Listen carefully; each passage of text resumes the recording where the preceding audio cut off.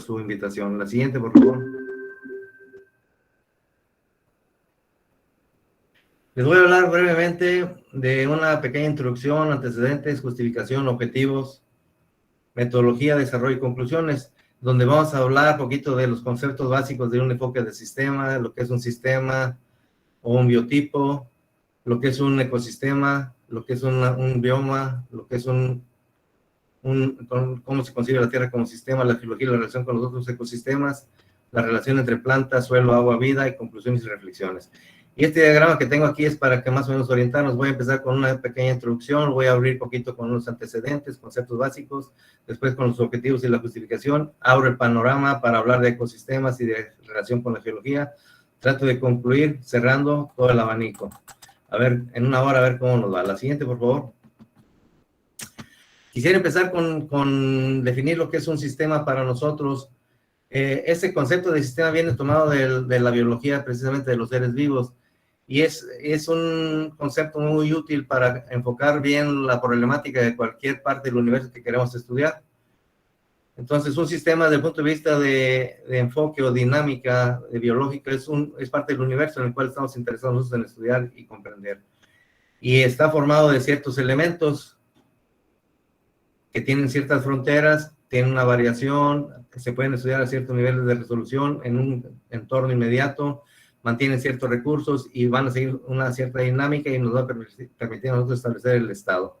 Con todos esos elementos nosotros vamos a poder monitorear un sistema, ya sea terrestre, marino, geológico, geoquímico, lo que ustedes quieran, y vamos a tener una visión más global, más integrada. La siguiente, por favor. En este contexto, la Tierra, al verlo como un sistema, pues está conformado por los elementos agua, suelo, vida, roca, geología. Cada uno de estos sistemas, a su vez, la vida, el suelo, la roca, la podemos dividir como un sistema, aunque son sistemas, los podemos tomar como sistemas independientes. Existe una relación directa por las flechitas entre cada uno de estos componentes del sistema a ese nivel están íntimamente relacionados. Y también podemos nosotros establecer cuál es la dinámica y cuál es el estado de este sistema si analizamos cada uno de sus componentes. La siguiente, por favor. En el caso de los componentes de la Tierra, están interactuando todos con un entorno muy inmediato que es la sociedad, el hombre. El hombre hace uso del suelo, de la vegetación, del agua para sustraer todo lo que necesita para su alimentación, su subsistencia, su desarrollo. Entonces, en ese sentido, la geología es fundamental para entender esos procesos. La geología a través de las rocas nos explica cómo se forman los suelos, de los suelos cómo se cimienta la vegetación y la vegetación cómo se obtiene el alimento para el ganado y el ganado cómo nos alimenta a nosotros como sociedad. Pero todo eso tiene que ver con el agua, el recurso agua. Entonces, si no vemos eso, si no lo tomamos en cuenta, no vamos a poder entender bien los sistemas o los ecosistemas terrestres o marinos. La siguiente, por favor. Una cosa muy importante es que nosotros debemos considerar las rocas y los minerales como los nutrientes fundamentales para los suelos, que es donde se cementan las plantas. Entonces, las rocas y los minerales tienen un entorno, que es el planeta Tierra, tienen un origen, que puede ser ígneo, sedimentario, metamórfico, pueden ser componentes de minerales diversos, tienen una distribución, pueden ser distribuidos en las partes continentales, en las partes oceánicas. En fin, hay una distribución bien específica que tiene que ver con el origen. Se asocian con determinados ambientes geológicos también, con determinados ambientes climáticos, en fin. Y las podemos clasificar nosotros de una manera muy clara para poder entender su composición mineralógica y poder entender su estado. Y sobre todo las podemos estudiar a diferentes niveles de resolución, a nivel macro, a nivel micro, a nivel meso. Es decir, podemos ver a nivel planeta, a nivel afloramiento, a nivel microscopio, a nivel atómico. Entonces, hay muchos enfoques que podemos nosotros hacer para entender bien a las rocas y los minerales. Los minerales son los formadores de las rocas son los formadores de la corteza terrestre, y la corteza terrestre forma parte de la Tierra. Entonces, la dinámica que se da en la corteza, en el interior de la Tierra, se refleja en las rocas y en los minerales. Por eso es importante estudiarlos y conocerlos. La siguiente, por favor. En términos generales, muy simples, podemos decir que la Tierra, por su misma dinámica, su misma evolución a través de su historia, ha generado una serie de procesos que los clasificaron en procesos endógenos y procesos exógenos. Los endógenos tienen que ver con la parte del manto, con la parte del núcleo, donde las temperaturas y la radioactividad hacen que la roca esté en un estado semilíquido y que se den la generación de los magmas, o que también que se muevan las placas, que conocemos como placas tectónicas en la parte superior, y tengamos temblores, tengamos formación de montañas, tengamos volcanes, cosas por el estilo. Entonces, esos son procesos endógenos que de una u otra manera aportan mucha información y un marco muy interesante para los ecosistemas que vamos a ver más adelante. Los exógenos también son muy importantes desde el punto de vista porque son más influyentes en los sistemas terrestres, están más en contacto directo. Esos exógenos tienen como motor fundamental el sol, la energía que los motiva es el sol. En el caso de los endógenos, la energía que los motiva es la radioactividad y las corrientes convectivas que están al interior de la Tierra. A través de los procesos exógenos, la roca se destruye, se erosiona y se acumula, y durante ese proceso genera unas ciertas condiciones que pueden ser usadas por las plantas, por los seres vivientes, y formar ciertos ecosistemas o ciertos sistemas. La siguiente, por favor. Les decía que los procesos geológicos endógenos y exógenos se controlan a través de las corrientes convectivas. Estas son corrientes convectivas que transportan material frío, lo llevan hacia abajo, lo calientan y lo vuelven a transportar a la superficie fría. Ese movimiento genera una corriente de convección que hace que la Tierra en la parte de arriba se separe, se parta en los océanos principalmente y forme un nuevo océano, o que se meta por debajo del continente y genere fusión de rocas y genere montañas. Entonces, esa combinación es muy importante porque por un lado se está generando material nuevo, por otro lado se está destruyendo, pero ese material que se está destruyendo está formando cadenas montañosas que tienen un control sobre el clima, sobre el desarrollo de los sistemas terrestres. Y desde el punto de vista externo, pues el motor que les decía es el sol genera evaporación, la evaporación genera nubes, las nubes transportadas por los corrientes de viento y se precipita. Al precipitarse empieza a erosionar y entemperizar la roca es transportada y genera erosión para ser depositada finalmente en los océanos. Entonces, durante este proceso, pues se van a dar muchos sistemas, muchos entornos, como el que está mencionando aquí, zonas de costa, zonas de bosque, zonas de montaña, zonas de glaciar permanente, en fin. Pero también influye mucho en el sistema de recarga del agua. El agua también se infiltra en la superficie terrestre y forma acuíferos que viajan por el subsuelo, así como lo hacen los ríos, también en el subsuelo pueden viajar y finalmente descargan al mar. Entonces, esos sistemas complejos son los que alimentan a los ecosistemas. Y bueno, la siguiente, por favor. Por otro lado, es importante que tengamos nosotros en cuenta también cómo la geografía nos ayuda a entender el movimiento del planeta Tierra. O sea, la Tierra se mueve gracias a que está controlada por la gravedad del Sol, está atraída por el Sol, y tiene varios movimientos. Los que nos enseñan nosotros en la escuela son el movimiento de traslación, que dura 365 días, y el movimiento de rotación, que dura 24 horas.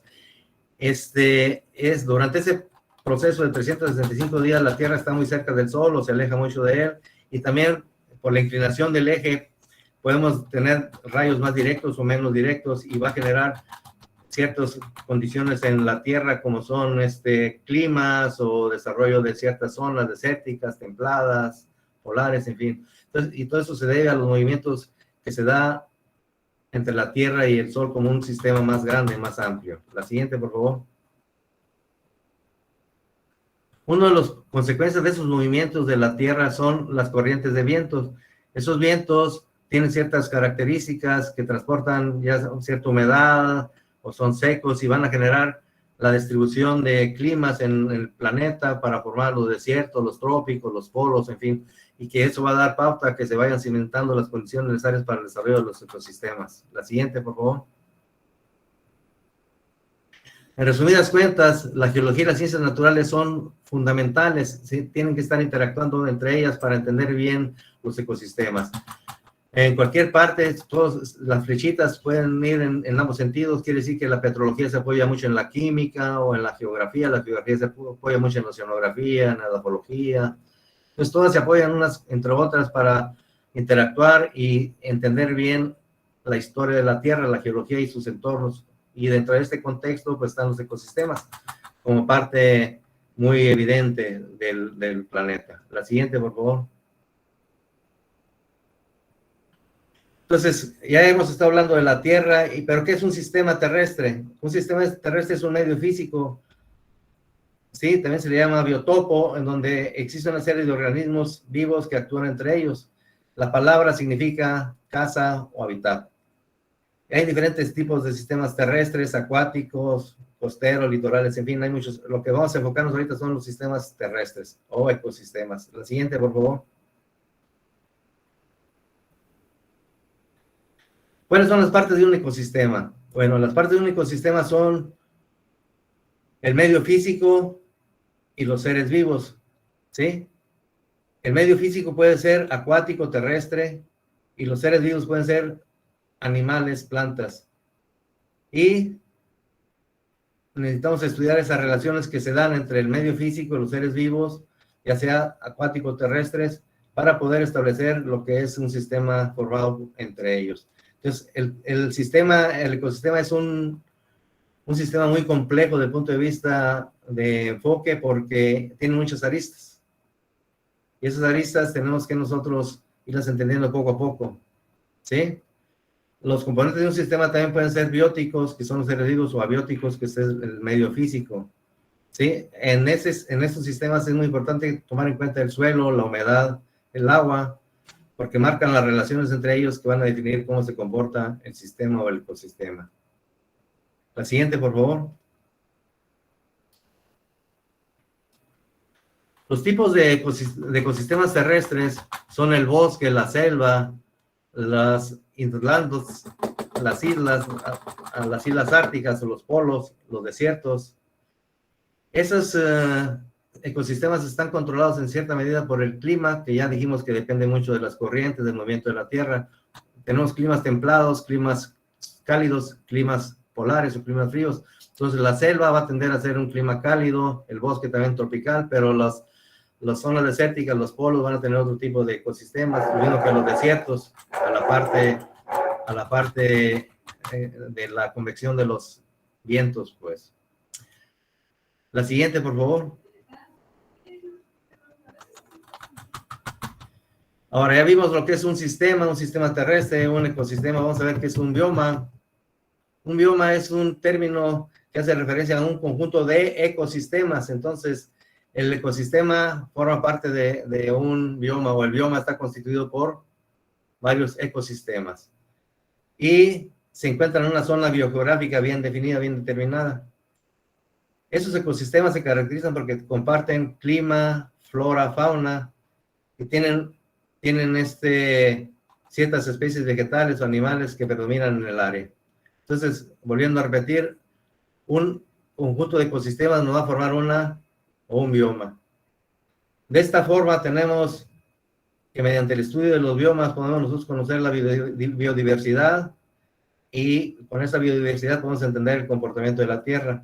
Ese comportamiento, ya lo vuelvo a repetir, está en función del clima, de la flora y de la fauna.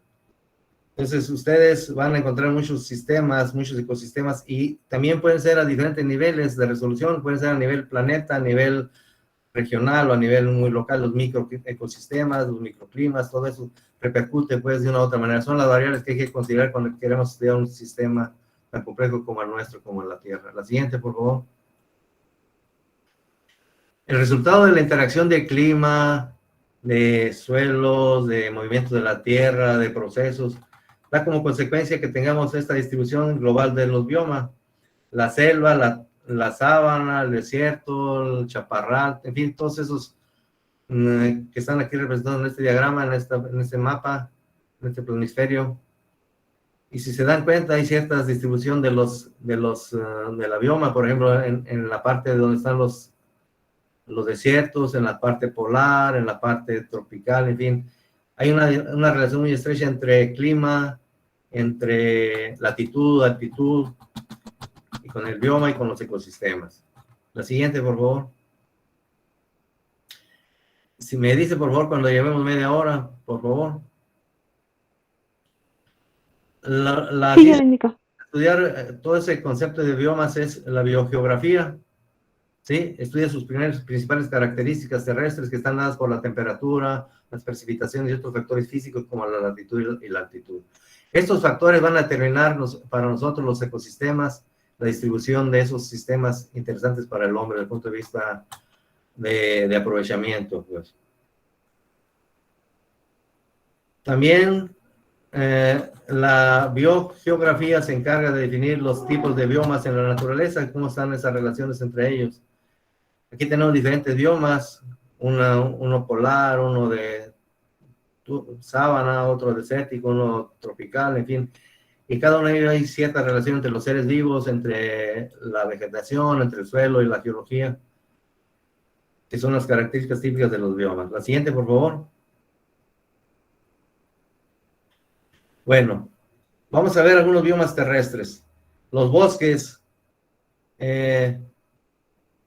Dentro de estos biomas terrestres que se conocen como bosques, están los bosques de climas cálidos, climas semihúmedos, bosques templados, bosques secos, bosques húmedos. Cada uno tiene cierta vegetación, cierto clima, cierta humedad. Aquí en este diagramita que les puse, traté de ponerle más o menos la simbología de los bosques, por ejemplo, los bosques templados o bosques mediterráneos. La parte verde son bosques mediterráneos que están más o menos distribuidos aquí. Los bosques templados son los más oscuros, estos negros que se ven por aquí. Entonces, hay cierta distribución de los bosques en función de las características de clima, de humedad y de vegetación. Este es un típico fotografía de un bosque. La siguiente, por favor. Los desiertos también se caracterizan, es otro bioma que se caracteriza porque tiene escasez en cuanto a agua, tiene una intensa evaporación, hay mucha erosión del suelo. Entonces, aquí las relaciones entre agua, planta y suelo son muy específicas, muy interesantes. Y la distribución de ellos está bien marcadita aquí, que tiene que ver mucho con la distribución de los vientos, con las corrientes también de los océanos, en fin, todo eso se converge para generar una zona de desiertos tanto al norte del Ecuador como al sur del Ecuador. ¿Sí? En Baja California, pues también nos caracterizamos por ser una zona semidesértica, desértica, entonces, es donde converge el agua, la vegetación y la roca. Y el papel de nosotros como geólogos, como hidrólogos, como científicos es encontrar esas relaciones y transmitirlas a las generaciones para que sigan adelante ellos con sus procesos de aprendizaje, enseñanza y más adelante aportando más a la ciencia. La siguiente, por favor. Esta es una fotografía de un desierto. Son areniscas, son rocas que vienen de otras rocas preexistentes, nos marcan más o menos los procesos por los cuales se formaron. Son dunas antiguas o paleodunas, como las que están formando, por ejemplo, en el desierto de Altar, en el desierto de Vizcaíno, o en otras partes del continente, en el Sahara, que son dunas activas. Estas ya son dunas muy antiguas, que tienen ya mucha consistencia, pero nos dan mucho sobre la historia del sistema que está ahí trabajando. La siguiente, por favor. Las estepas se caracterizan porque hay una precipitación escasa, los climas son secos, las temperaturas son extremas.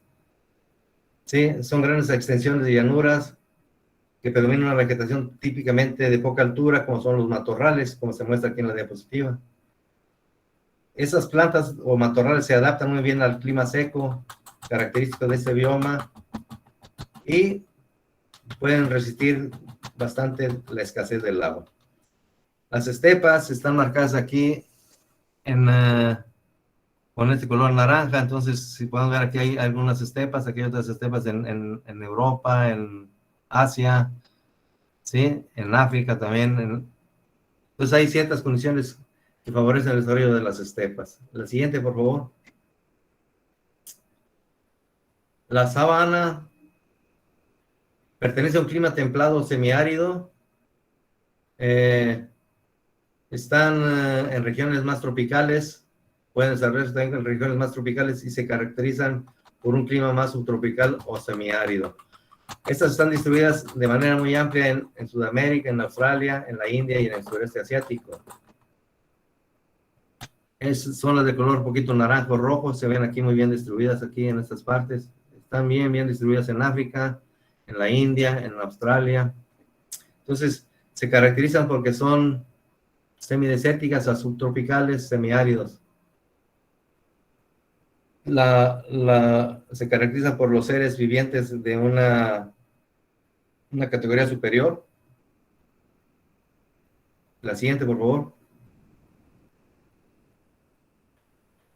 En cambio, las praderas cuentan con temperaturas medias que oscilan entre los menos 20 y los 29 grados centígrados. La vegetación es fundamentalmente de pastizal y herbáceas. Hay diferentes tipos de praderas. Las praderas son las montañosas, las de regiones templadas, las de matorrales tropicales.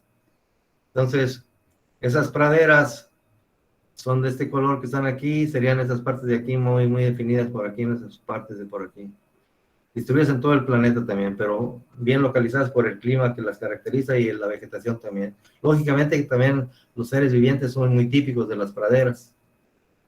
La fauna es muy típica. ¿Me puede ayudar con la siguiente, por favor? La selva tropical se caracteriza por climas cálidos y húmedos con abundantes lluvias durante todas las estaciones. Aquí es muy alta la diversidad y por ser tan alta la diversidad también es la más amenazada por el sistema. ¿Sí? Se distribuyen principalmente en Sudamérica, en Asia, en África y en Oceanía. Están distribuidos los tipos de selvas tropicales. La siguiente, por favor. La taiga es otra bioma también interesante desde el punto de vista terrestre. Es un bosque boreal con clima subártico, húmedo, y están cerca de los polos. Puede estar también en zonas montañosas, en el hemisferio norte, en Europa, en Asia, en Norteamérica. Es dominada la vegetación por especies de la familia de las coníferas, con hojas puntiagudas, cubiertas por resinas, pinos y abetos principalmente. Es la parte gris que se ve aquí, esta parte que se ve aquí en la parte de Norteamérica, en la parte de Europa, ¿sí? Son principalmente las taigas que tienen más extensión. La siguiente, por favor. La tundra es otra bioma que se caracteriza por estar ya muy cerca de los polos. Es de un tipo de ártico templado. Las temperaturas son de menos 5 a 5 grados centígrados. Están principalmente distribuidas en el polo ártico, que se conoce también como desierto polar. La Antártida también está en la Patagonia, en Argentina, en Chile, todas esas zonas ya muy cerca de los polos. Se puede desarrollar esa bioma de tundras, en donde la relación entre seres vivos, clima, vegetación es muy, muy, muy estrecha, dada la subsistencia. La siguiente, por favor. Bueno, retomemos cómo es la distribución de la bioma de manera global. Entonces tenemos aquí diferentes biomas bien distribuidos, de acuerdo al principio que les decía, de las corrientes de viento, de agua, las altitudes, las latitudes. Todo eso influye mucho en la distribución de esos biomas, que van a transformarse luego también en ecosistemas.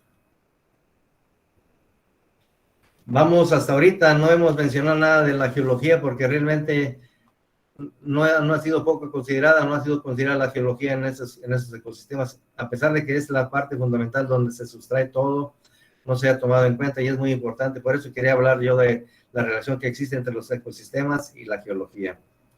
Como amante de la geología y amante del planeta, también me interesa ver esa relación entre ecosistemas terrestres, bioma y geología. Y el ejercicio que hice, pues se lo voy a presentar ahorita enseguida. La siguiente, por favor.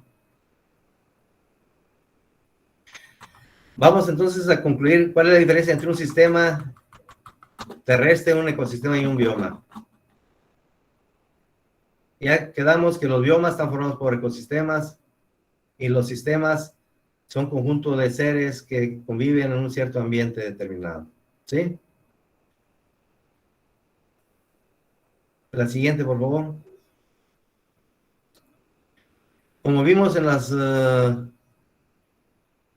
diapositivas anteriores casi no se mencionó geología, se mencionó vientos, se mencionó latitud, tierra, geografía, pero no se mencionó para nada la geología, la palabra geología.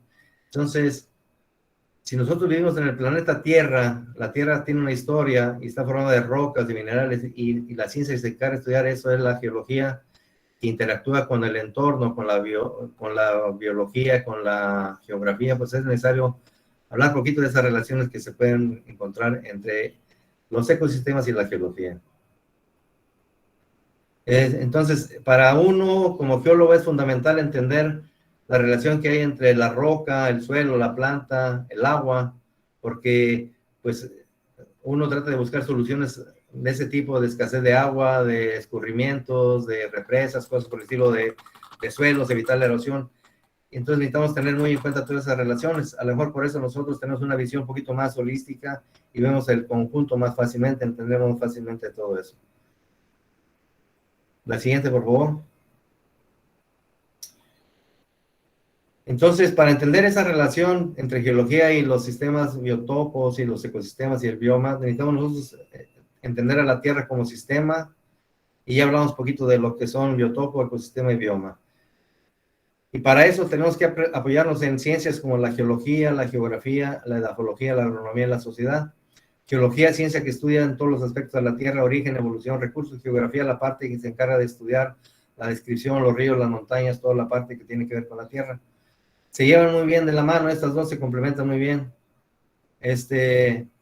pero son ciencias independientes, cada quien ha crecido de acuerdo a sus perspectivas, sus objetivos, sus conocimientos. La edafología, que se encarga de estudiar el origen de los suelos, la agronomía, que tiene que ver con todo lo de alimentación, y lógicamente la sociedad, que es la que se encarga de abastecerse de todo lo que le genera la edafología y la agronomía.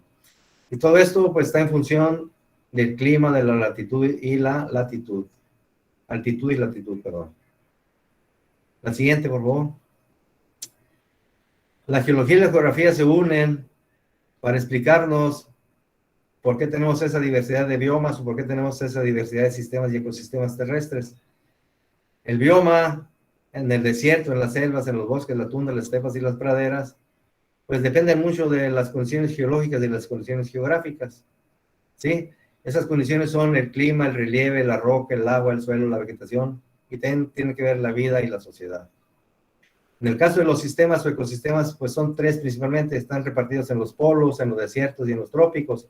Esos tres ecosistemas van a formar parte de los diferentes biomas que tenemos por acá.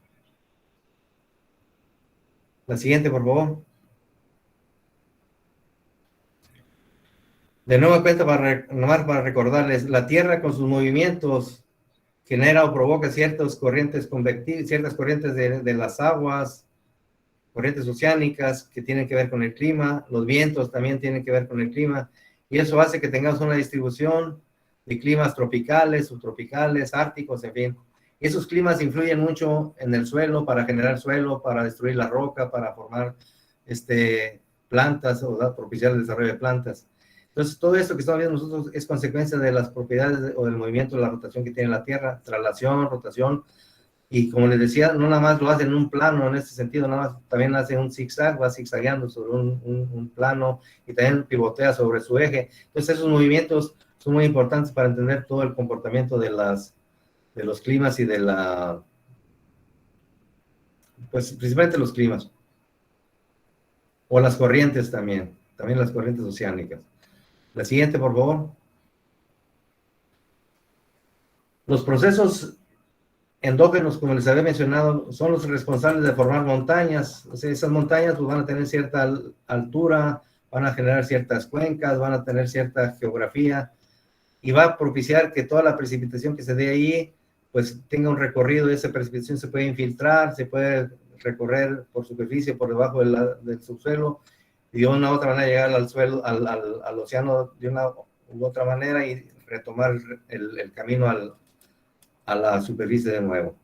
Eso sería un proceso exógeno, o sea, la evaporación del sol, la energía solar, evapora el agua del mar, es transportada por las nubes, que cuando son las condiciones favorables de condiciones de temperatura y presión, precipitan en forma de lluvia, en forma de hielo, en forma de granizo, y caen al caer, pues pueden generar ya nieve, pueden generar glaciares o pueden escurrir, y esos escurrimientos van a erosionar, van a transportar sedimentos que los van a depositar acá. Durante ese transporte van a desarrollar pequeños sistemas o ecosistemas que hay que estudiar, o son los microsistemas, por decirlo de una manera.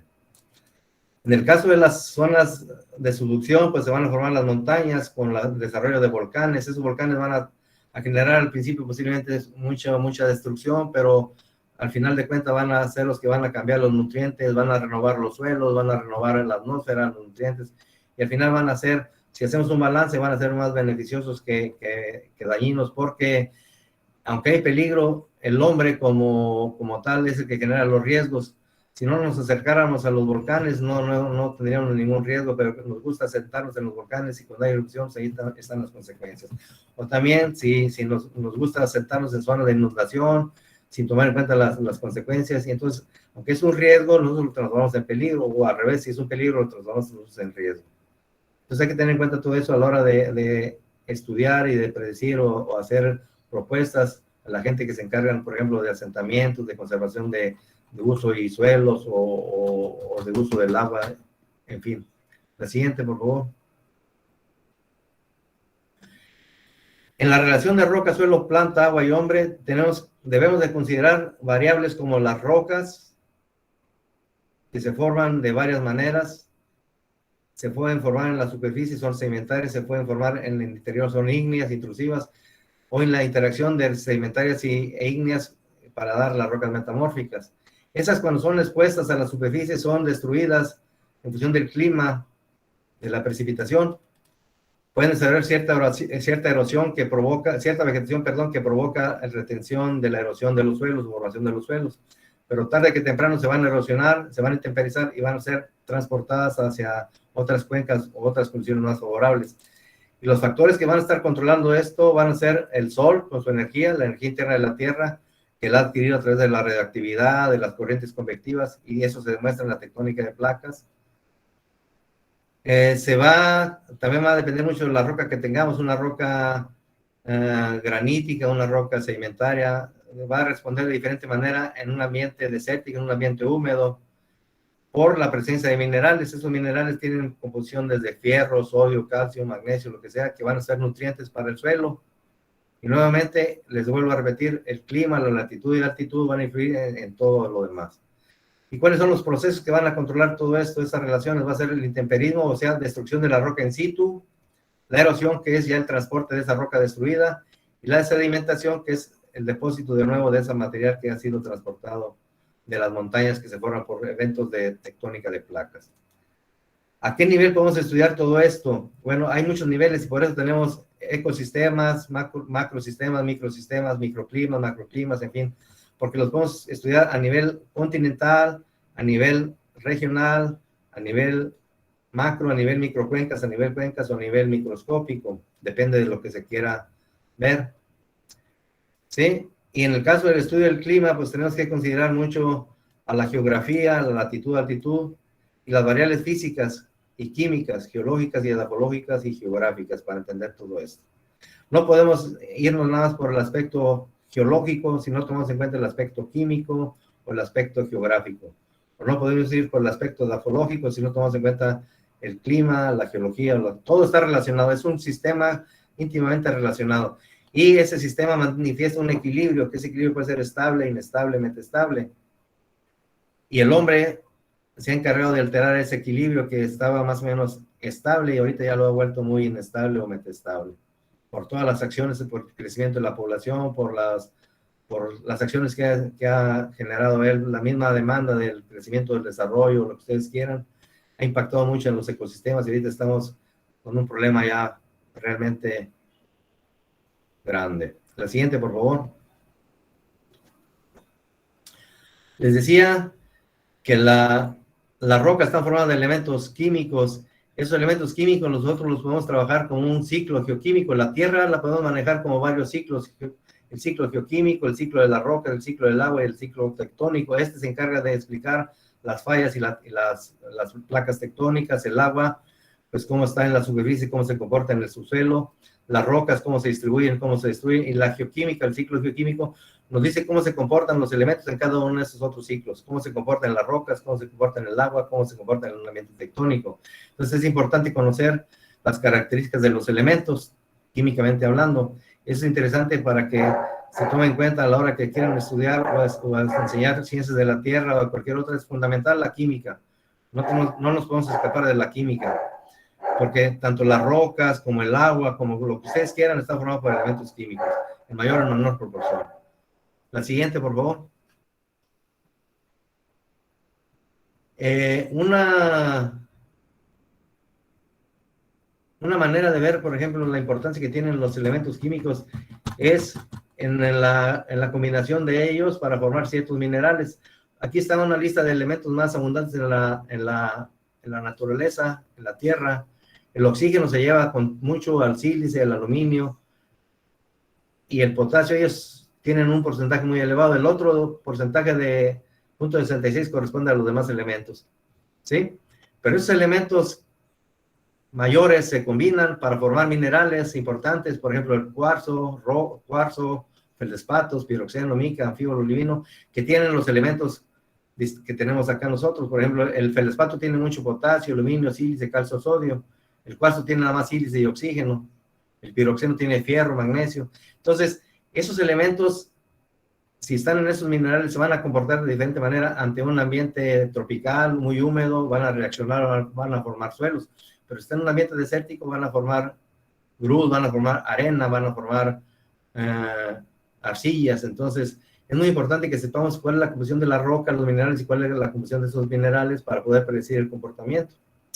También esos minerales tienen mucho que ver con la formación, o sea, en el interior del planeta, en el manto, se forma material fundido que se conoce como magma, y ese magma se puede enfriar y poco a poco dar asociaciones importantes, por ejemplo, entre olivino y plagioclasas, y nos van a dar rocas muy importantes que se conocen como ultramáficas. En cambio, por ejemplo, el cuarzo, la moscovita, se asocian, se juntan con estructuras muy complejas para formar rocas graníticas. Estas son muy resistentes al intemperismo, estas son muy fácilmente erosionables. Entonces, y esto depende mucho que se forme buen suelo, poco suelo, y que tengamos bastante vegetación. También depende de dónde estemos, en el clima, en el desierto, en el trópico, en fin.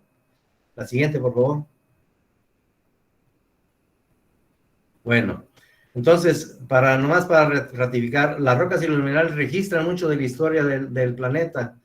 El estudio de ellos trae como consecuencia que sepamos nosotros cuándo se formó una roca, dónde se formó, cómo se formó y cuál es su dinámica. Entonces, las rocas tienen un origen, tienen componentes, son los minerales, tienen una distribución, se asocian a ciertas rocas también, se clasifican, las podemos estudiar en un estado si es estable, metastable, inestable, y las podemos estudiar a muchos niveles de resolución, geoquímico, petrográfico, megascópico, microscópico, a nivel planeta también podemos estudiar las rocas, pues. Y lo mismo pasa con los minerales son los formadores de rocas por excelencia. La siguiente, por favor.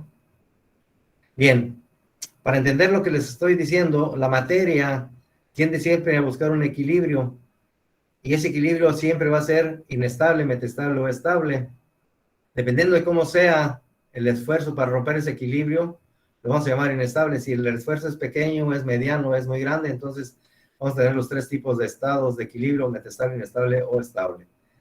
Y dependiendo de cómo sea esa diferencia de esfuerzos o de diferencia entre, por ejemplo, clima, vegetación, roca, podemos nosotros hacer el proceso reversible o irreversible. Es decir, si hay muy poco el efecto que se está generando ahí, podemos hacer que el sistema sea reversible. Es decir, con un esfuerzo pequeñito aquí, podemos hacer que esta bolita que esté aquí cambie de nuevo en dirección a donde estaba inicialmente. Pero si el vector es muy grande, si la diferencia entre esfuerzos es muy grande, por ejemplo, aquí necesitamos un esfuerzo muy grande para invertir el sistema a su estado inicial, entonces ahí ya se considera como un caso irreversible.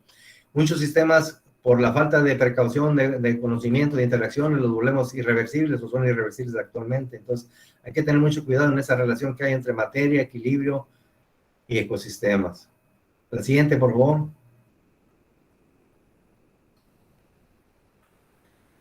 El ciclo de las rocas nos explica cómo La dinámica terrestre a través de las tectónicas de placas con la zona de hundimiento de una placa que se funde, genera magma. Ese magma asciende y se enfría ya sea dentro de la superficie del planeta o fuera de la superficie. Una vez que está afuera, es atacado por la lluvia, que la intempericia y la erosiona, forma sedimentos. Los sedimentos son transportados y son depositados en el mar o en las mismas cuencas. Y de nueva cuenta, esas rocas sedimentarias son sometidas a deformación por metamorfismo, se funden y cierran un ciclo que se llama ciclo de las rocas. Entonces nosotros, si andamos en el polo, en el trópico, en el desierto y vemos los afloramientos de rocas, nos damos cuenta si esas rocas se formaron en el interior de la Tierra, en el océano, y cuándo se formaron también, y cuáles son más antiguas, más jóvenes.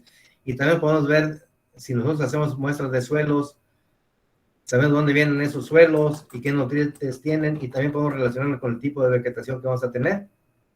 Si hay una vegetación endémica o nada más exclusiva de ahí, por ejemplo, en Baja California tenemos nosotros la damiana exclusiva de ciertas zonas nada más. Hay ciertas plantas que son muy características, y esa damiana y el orégano también, que es muy común, se asocia a rocas que tienen mucho contenido de fierro, magnesio, ¿sí? En cambio, los nopales, que están en el centro de México, se asocian mucho a rocas que tienen mucho potasio, mucho sodio, que son las rocas graníticas o las ignimbritas. Y en el centro del país, donde está la zona agrícola por excelencia, son rocas que tienen suelos ricos en humus, en materias, nutrientes como de todo, pues, entonces ahí son zonas muy, muy importantes desde el punto de vista agrícola. Entonces, volviendo a repetir, ese ciclo es importante, y conociéndolo nos vamos a dar cuenta de toda la relación que hay entre planta, suelo, roca, vegetación. La siguiente, por favor. El ciclo del agua, que es importantísimo para nosotros como sociedad. El ciclo del agua inicia en los mares con una evaporación. La energía es el sol, no se les olvide. La energía que está generando entonces es el sol, la radiación solar. Se eleva la evaporación en los cuerpos de agua, ya sea en el mar o en el continente, cuerpos poco someros. Hay mucha evaporación, esa evaporación forma nubes, se condensa, se transporta por los vientos y precipita. Al precipitar va a formar parte de los casquetes ya de mayor altura en los sistemas montañosos para formar glaciares, o empieza a escurrir por la superficie formando una red de drenaje que es la que desahoga toda esa agua, formando cuencas hidrológicas superficiales, pero también puede penetrar en la superficie y percolar y transportarse también, y tarde que temprano también descargar en los océanos. Entonces uno tiene que estudiar todo esto y entender bien. Hay plantas que le indican a uno dónde hay agua, qué tan profunda está, la misma vegetación, en fin, hay muchas cosas que se usan. Los suelos también son indicativos para encontrar condiciones favorables para recarga, para captación, porque no toda el agua que cae aquí se infiltra. Parte de esa agua se evapora, se transpira por las plantas, se retiene en los suelos, y nada más una parte muy pequeñita es la que recarga los acuíferos. Entonces hay que saber cuánta llueve, cuánta agua cae, dónde cae, cómo es el proceso. Y se puede hacer el seguimiento de eso a través de estudios hidrogeoquímicos, con isótopos, de oxígeno, en fin, hay muchas técnicas para estudiar todo eso del agua subterráneo, el agua superficial también. Y la geología es muy importante. Los ríos, los manantiales están controlados por la litología, rocas permeables, rocas impermeables, en fin. Entonces es muy, muy importante que tengamos en cuenta eso siempre que queremos entender un sistema hidrológico superficial o subterráneo. La siguiente, por favor. Esta es una fotografía de una cuenca. Las cuencas superficiales que están limitadas por una zona más alta, o sea, esta parte que se ve aquí, lo azul, perdón, no, esto negro que se ve aquí, perdón, lo negro que se ve aquí es la parte más alta de esta zona y de esta otra zona. Entonces eso nos define una cuenca hidrológica superficial. Y lo que se estaba señalando ahorita, lo azul, es el sistema de drenaje, que es el sistema que se encarga de transportar todo el sedimento, toda la escurrentía que ocurre acá en la parte alta de la cuenca. Puede formar lagos, o puede formar presas, represos, y puede generar zonas favorables para el desarrollo de la agricultura, para la vegetación, para el cultivo de ciertas especies. Pero tarde que temprano esto va a ir al mar, o se va a evaporar de nuevo, y va a ser ciclos o subciclos, microclimas, cosas así por el estilo. Algo pasó que le moví. Oh, No, todo está bien, profesor. ok, bueno. Entonces, la siguiente, por favor.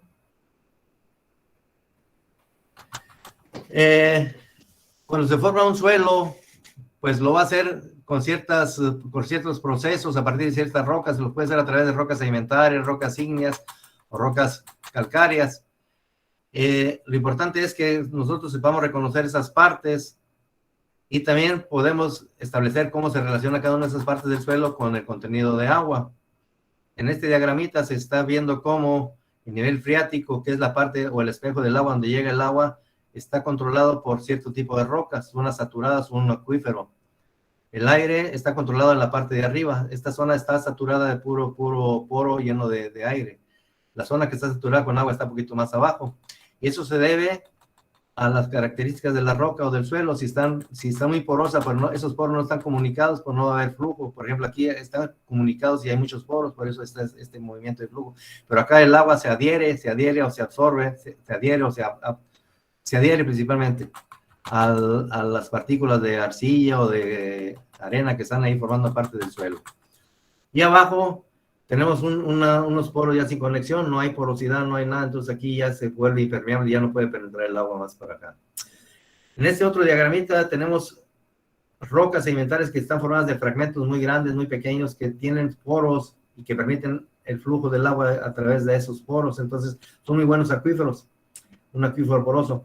Pero también tenemos como las rocas ígneas, las rocas intrusivas, que son fracturadas, tienen fracturas, se rompen, y también pueden almacenar agua, pero en menor proporción que los conglomerados o que las rocas sedimentarias. Otro importante acuífero son los karsts o las rocas calcáreas, en los ambientes calcáreos donde hubo mar mucho tiempo y ahorita ya están expuestos, por ejemplo, Puebla, la Sierra Madre Oriental, Monterrey. Hay mucha caliza o roca calcárea sedimentaria y el contacto con el agua y la vegetación genera un ácido muy débil que penetra y hace que se disuelvan las calizas y permite la formación de cavernas y acuíferos subterráneos o ríos también. Entonces, hay que tener mucho cuidado también con estas características para poder entender más o menos la relación suelo, agua y roca. Es fundamental. Si queremos nosotros abastecer a una población, tenemos que ver cómo están los acuíferos y qué características tienen, por favor. La siguiente, por favor.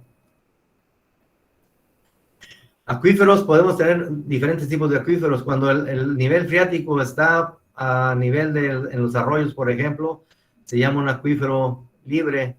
Pero si, por ejemplo, un acuífero está confinado con una roca impermeable, otra impermeable y está nada más como un sándwich, por decirlo así, si ustedes hacen una perforación aquí, esa perforación llega a ese acuífero, vamos a tener aquí surgencia de agua de manera natural por la pura gravedad, ¿sí? Porque este acuífero está conectado más arriba en la parte montañosa, es donde recibe agua, el agua se recibe como un tubo y si le perforan va a salir de manera espontánea a la superficie. Entonces podemos tener acuíferos confinados, acuíferos libres, como les decía hace un momento, donde ya tenemos el nivel freático y prácticamente ahí tenemos aflorando el agua en los arroyos, ¿sí? Acuífero semi-confinado o un acuífero o un acuitardo. Son diferentes tipos de acuíferos que de una u otra manera podemos nosotros trabajarlos, utilizarlos o estudiarlos. La siguiente, por favor. Esto es unas fotografías de unos ríos subterráneos en ambientes calcáreos.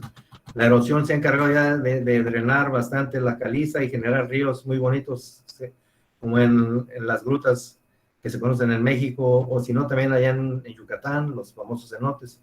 Sí, son acuíferos subterráneos, pero kársticos, con sus características propias. La siguiente, por favor. ¿Cómo vamos de tiempo? Bueno, finalmente, para concretar los acuíferos y la relación con la geología, tenemos que un acuífero, dependiendo de su capacidad para almacenar, transmitir, va a ser un buen acuífero, va a ser un acuífero malo, y eso va a depender de la litología, de las gravas, de los limos, de los granitos, en fin, de esas cuestiones. La siguiente, por favor. Voy a ir un poquito más rápido porque ya tengo el tiempo encima.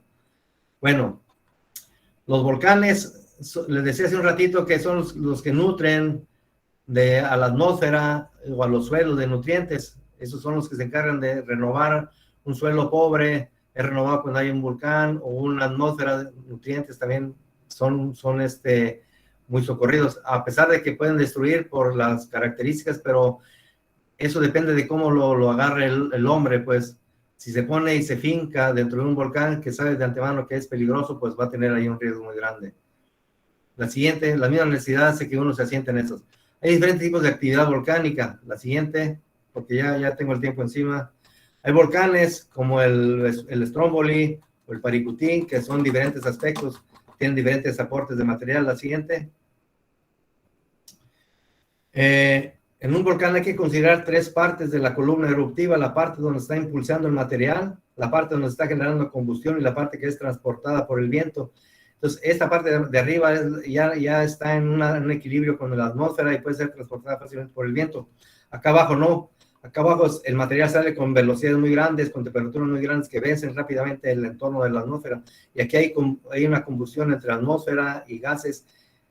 Eso es interesante. Y depende de la cámara magmática, de la combustión del magma, pues va a ser la columna eruptiva. La siguiente. La siguiente, por favor. Hay también diferentes magnitudes de explosiones, es una magnitud mucho más grande. Aquí está el honguito, este hongo ya es transportado por el viento y puede dejar depósitos, caídas de material de ceniza, lluvia y todo lo demás. Esta es la parte donde está haciendo la combustión y abajo no se ve por las nubes, pero es la parte donde está siendo impulsado todo ese material, está desgasificando, está escapando de gas rápidamente. La siguiente, por favor. Me fui muy lento, ahorita muy más rápido. En estos sistemas volcánicos se pueden formar también ecosistemas, por ejemplo, el caso del Chichonal o los anillos de la parte de Puebla, los Jalapascos, que son ecosistemas muy importantes. Se han hecho estudios para ver esa actividad en relación de magma, vida y planta, y se ha llegado a conclusiones interesantes. Es factible que se desarrolle aquí una vida primaria, primitiva, en los sistemas volcánicos. Están trabajando la gente de México, de la UNAM, están trabajando en eso con los vulcanólogos y los biólogos. La siguiente, por favor. También las explosiones volcánicas pueden generar grandes estructuras y formar sistemas también muy importantes, las calderas volcánicas. La más grande es la que está en Sumatra, tiene más de 100 kilómetros de longitud. Sí, entonces son calderas muy grandes que pueden formar ecosistemas también característicos terrestres. La siguiente. La siguiente, por favor. Bueno, no me voy a meter ya con los materiales. La siguiente, por favor, porque ya voy rezagado. Los depósitos que generan los volcanes pues van a ser importantes como nutrientes para suelos. La erosión y todo lo demás de la compactación van a aportar muchos nutrientes, mucho material para los suelos donde se van a desplagar las plantas. Entonces es importante considerar qué tipo de material estamos ahí viendo en los suelos, en los vegetales, para poder predecir qué combustión tienen y qué nutrientes van a aportar para los alimentos pues, que uno consume. La siguiente, por favor. Entonces, aunque el vulcanismo inicialmente es devastador, es el principal nutriente y aportador a la atmósfera, a los suelos de la agricultura y a la ganadería. Es parte de una cadena alimenticia que está entre roca, suelo, planta, ganadería y hombre. La siguiente, por favor. Vamos a ver algunas relaciones ya esquemáticamente entre los componentes del sistema, en los ecosistemas y la geología. La siguiente, por favor. Bueno, esto es nada más para que vean la relación entre el movimiento de la Tierra y los climas, ¿sí? Climas tropicales, polos, desiertos. La siguiente, por favor. La consecuencia del movimiento de la Tierra trae la generación de ciertos movimientos de los vientos, y esos vientos van a traer como consecuencia el desarrollo de ciertos climas que son muy importantes para el desarrollo de los ecosistemas. En México, pues también tenemos un desarrollo de esos sistemas causados por la altura, por la geología, por la geografía, latitud y longitud. La siguiente, por favor.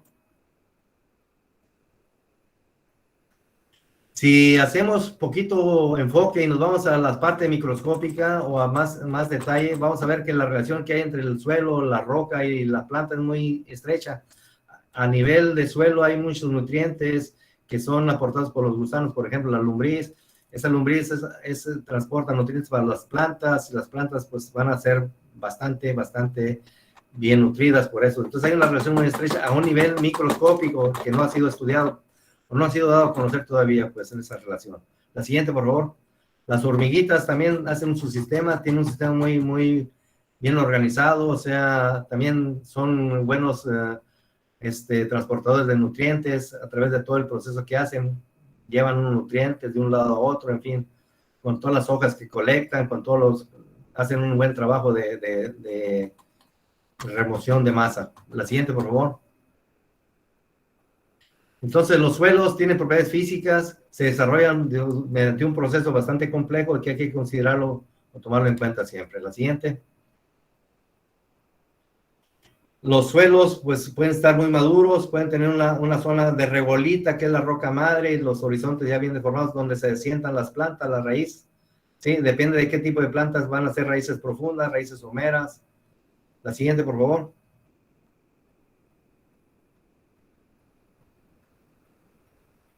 Pues México, con su geología y con sus climas naturales, también hay mucha coincidencia, tiene muchas regiones. Tiene una de las regiones más, creo que es el sexto lugar más importante en cuanto a diversidad. La siguiente, por favor. Entre todos los países, es ese que tiene uno de los 17 países con mayor diversidad. ¿Sí? Y eso se debe pues a las características de altitud, latitud, vientos, climas, en fin, todo eso hace que México sea un mosaico diverso de ecosistemas. La siguiente, por favor. Por decirles algo, está el desierto de Sonora, el desierto de Chihuahua, la parte de Oaxaca, el Istmo y la parte de la Candona. Cada una de esas tiene sus características propias, geología, lluvia, todo lo demás. La siguiente. En Baja California también no cantamos mal las rancheras. Tenemos microsistemas que hay que estudiar, por ejemplo, cuencas, microcuencas, donde la precipitación es escasa. La siguiente, por favor. Hay una relación muy estrecha entre planta, roca, suelo. Sí, la geología es importante para entender cómo se va a comportar el agua. La siguiente, por favor. Son ejemplos ya prácticos. Por ejemplo, las plantas desarrollan su sustento a partir de las rocas, a partir de las fracturas. ¿Sí? Aunque no tengamos suelo, pero las plantas, sus raíces se agarran de la raíz de las fracturas y empiezan a crecer, empiezan a desarrollarse. ¿Sí? Entonces, eso es una cosa muy interesante. Muchas plantas penetran y van hasta el nivel freático y se alimentan ya y duran mucho tiempo, son perennes prácticamente. La siguiente.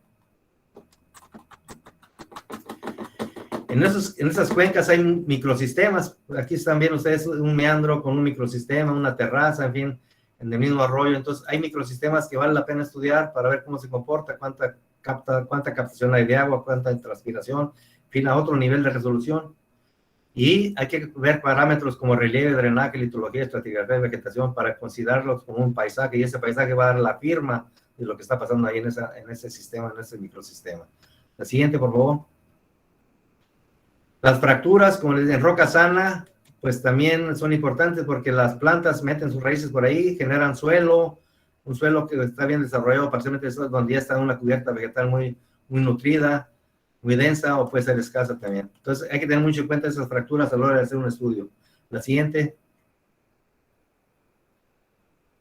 Si se fijan ustedes aquí, esta planta tiene su raíz ya más o menos unos 3, 4 metros por debajo de la superficie, está buscando el agua, aunque está descubierta, pero todavía sigue buscando agua por ahí.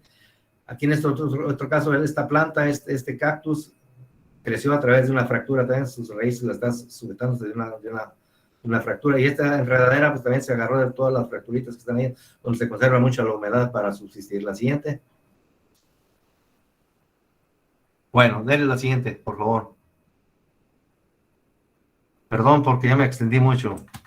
La siguiente ya voy a terminar, pero sí fíjense cómo el vulcanismo también propicia el desarrollo de cuencas o presas artificiales que luego sirven de recarga a los acuíferos. Ese es el caso de Baja California, son volcanes que cerraron el paso de una corriente antigua y ahorita por debajo de ese derrame se va filtrando el agua y va alimentando un oasis, el oasis de Comondú. Entonces, estudiar esas relaciones son muy importantes desde el punto de vista geológico y hidrológico. ¿Sí? Estos son sistemas que están por ahí, todas son presas que fueron generadas por el vulcanismo reciente en la península. La siguiente, por favor. En rocas muy compactas también hay filtración de agua, hay manantiales, y se forman represas, se forman presitas que dan paso a la fauna.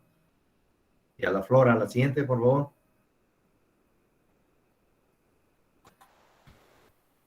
El hombre también forma parte de un ecosistema. El hombre ha impactado mucho en los ecosistemas naturales que estaban en equilibrio, ahorita ya están más o menos en desequilibrio y es difícil que volvamos a un estado inicial, pero podemos detener, podemos mitigar todo lo que hemos hecho ahí nosotros con la naturaleza. La siguiente. Lo voy a pasar, por favor, ya. El hombre pues ha acabado con la vegetación, con los bosques, se ha acabado el agua, ha metido broncas a la tierra con el problema del agua, con la vegetación también. Entonces hay que tener mucho cuidado con lo que hagamos nosotros, con las generaciones futuras, lo que les inculquemos, la cultura que les pongamos nosotros ahí de la enseñanza, lo que nosotros transmitimos como responsables de la enseñanza de ellos. La siguiente, por favor. Entonces necesitamos tener una cultura, un conocimiento, un respeto y conservar un equilibrio entre el entorno, el ecosistema, el sistema y la especie humana. Si no somos capaces de hacer eso, vamos a tener problemas muy serios en un tiempo muy corto. La siguiente. Tratando de concluir algo, ya me voy a brincar todo esto porque ya lo saben, ya concluí. Vámonos rapidito para ya terminar. Entonces lo que hice fue entrar con una flechita, abrir un abanico, luego centrarlos en el objetivo y luego abrir toda una gama de exposición, de sistemas. Y ahorita hay que tratar de concluir y cerrar ya todo esto. La siguiente, por favor. Bueno, entonces hay que tener en cuenta el planeta Tierra formado de suelo, vida, roca, agua. La geología interactúa con todos ellos. La siguiente, por favor. La Tierra es dinámica y se tiene que estudiar de muchos puntos de vista para entender los ecosistemas, la bioma, ¿sí? Entonces se tiene que apoyar en ciencias, edafología, biología, entender su dinámica, entender su estado para poder aprovecharlo de una manera más óptima y racional y sostenible. La siguiente. Pues la Tierra se tiene que apoyar en todo, pues, lo que tiene a su alcance a ciertos niveles de resolución, con ciertos ambientes o entornos geográficos, geológicos, en fin, una serie de consideraciones se puede clasificar también, los entornos, una visión sistemática, una visión más global, más integrada. La siguiente. Y la sociedad pues tiene que hacer conciencia de que vive en un ambiente en donde hay una interacción muy estrecha entre roca, suelo, vegetación, agua, y que la geología les puede dar algo de información al respecto para aprovechar de una manera más óptima todos sus recursos que la Tierra brinda. La siguiente. No olvidar que los procesos son los que causan todos los entornos donde se desarrollan los ecosistemas endógenos o exógenos. La siguiente, por favor. Y una reflexión interesante es considerar que una región se desarrolla en función de lo que se conozca, de sus recursos naturales y de los manejos que se tengan de los mismos. Y la geología es una ciencia estratégica para ello. Es el primer eslabón de la pirámide productiva en la sociedad. Entonces, hay que tomarla siempre en cuenta para poder salir adelante. La siguiente, por favor, ya voy a terminar. La universidad oferta 2 carreras que tienen que ver con todo lo que les hablé y les dije hace un momento. La siguiente, por favor. Una es la carrera de geología y otra es la carrera de agua. La carrera de geología pues tiene su laboratorio natural ahí en la Baja California Sur, donde los estudiantes se dan vuelo con las prácticas de campo, entendiendo los procesos. La siguiente, por favor.